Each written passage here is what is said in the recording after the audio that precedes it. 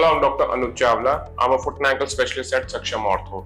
तो आज की जो सीरीज है हम इसमें बात करेंगे फ्लैट फुट के बारे में और हमारी पहली सीरीज होगी फ्लैट फुट इन किड्स या फ्लैट फुट जो कि बच्चों में होता है उसके बारे में। तो इसमें हमारे काफी सारे वीडियोस आएंगे। सबसे पहले कि वो होता क्या है फ्लैट फुट, फिर उसके बाद उसमें बच्चों को सिम्टम्स क्या होते हैं, हम इवेल्युएट कैसे करते हैं, हम क्या देखते हैं और बाद में इसके इलाज में क्या हमारे पास नॉन ऑपरेटिव ऑप्शन है और लास्ट रिजॉर्ट में क्या चीज होती है जब हम सर्जरी की जरूरत पड़ती है और क्या सर्जरी होती है। तो सबसे पहले समझते हैं कि फ्लैट फुट होता क्या है। फ्लैट फुट की जब हम बात करें तो एक लेमन टर्म में उसको हम कहते हैं collapse of medial longitudinal arch, या फिर सिर्फ जो आपकी आर्च है वो कोलैप्स हो जाती है। हम इस फुट मॉडल से समझते हैं। तो जैसे कि ये हमारा पैर है, ये है अंदर का हिस्सा और ये है बाहर का हिस्सा, ये हम साइड से देख रहे हैं। तो एक नॉर्मल आदमी जब बैठा होता है या नॉर्मल बच्चा जब बैठा होता है तो उसके पैर में एक आर्च बनी होती है।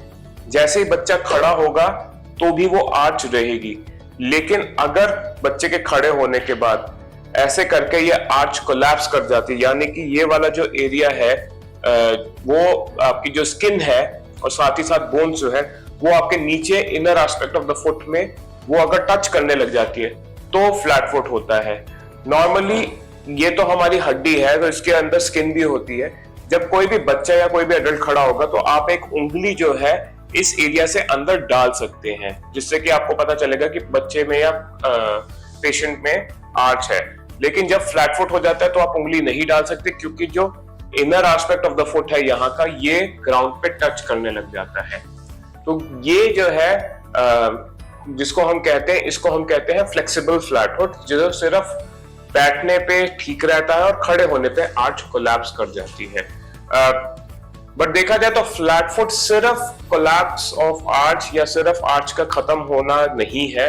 फ्लैट फुट एक 3 डायमेंशनल डिफॉर्मिटी है, यानी कि वो सिर्फ एक डायरेक्शन में नहीं मल्टीपल डायरेक्शंस में होती है। तो जब भी ये आर्च कोलैप्स करेगी, पीछे से जो है आपकी जो एडी की हड्डी है वो ऐसे बाहर की तरफ चले जाएगी, जिसको हम कहते हैं हील वैल्गस।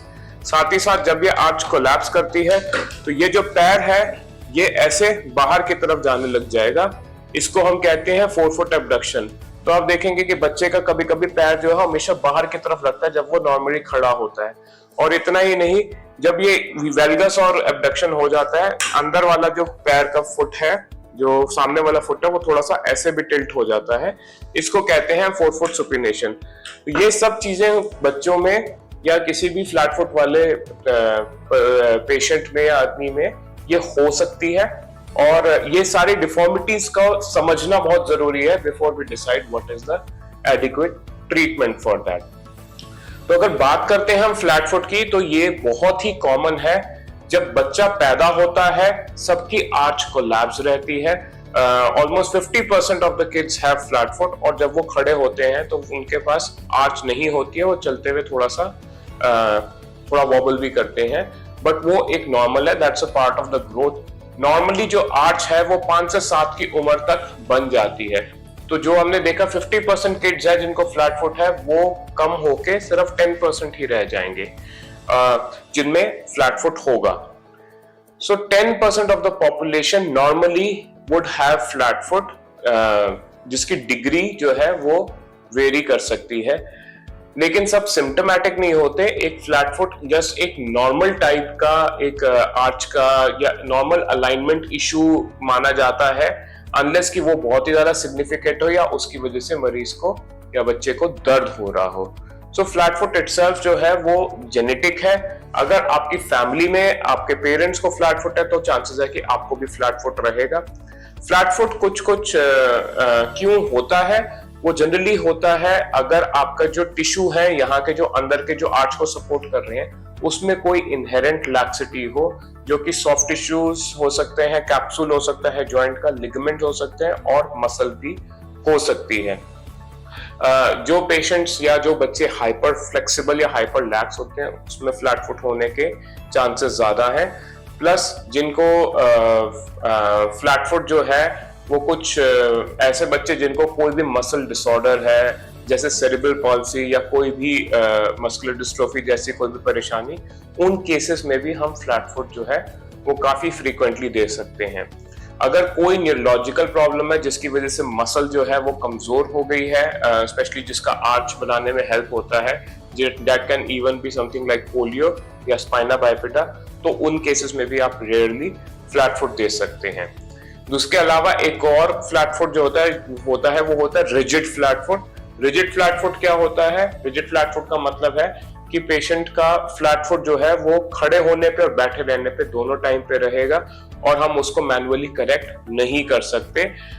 ये hardly 5% of the total patients होते हैं। रिजिड फ्लैट फुट बचपन से नहीं आता, जनरली ये 6 या 7 साल की उम्र के बाद या कईयों में 8-10 साल की उम्र के बाद ही आने लगता है।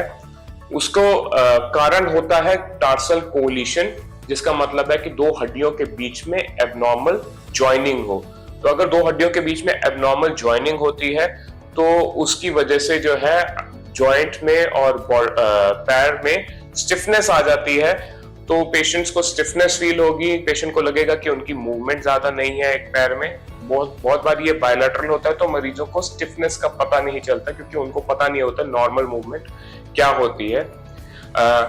और उसकी वजह से कई बार पेशेंट्स को पेन काफी ज्यादा होता है, तो वो थोड़ी सी एक डिफिकल्ट प्रॉब्लम है। हम उनके इलाज के बारे में हम बाद में डेफिनेटली बात करेंगे। सो ये सब हो गया कि फ्लैट फुट क्यों और क्या कारण होते हैं होने के। अभी हम अगले वीडियो में बात करेंगे कि फ्लैट फुट से सिम्टम्स क्या क्या आ सकते हैं जिसका आपको ध्यान रखना है as a parent. Thank you very much.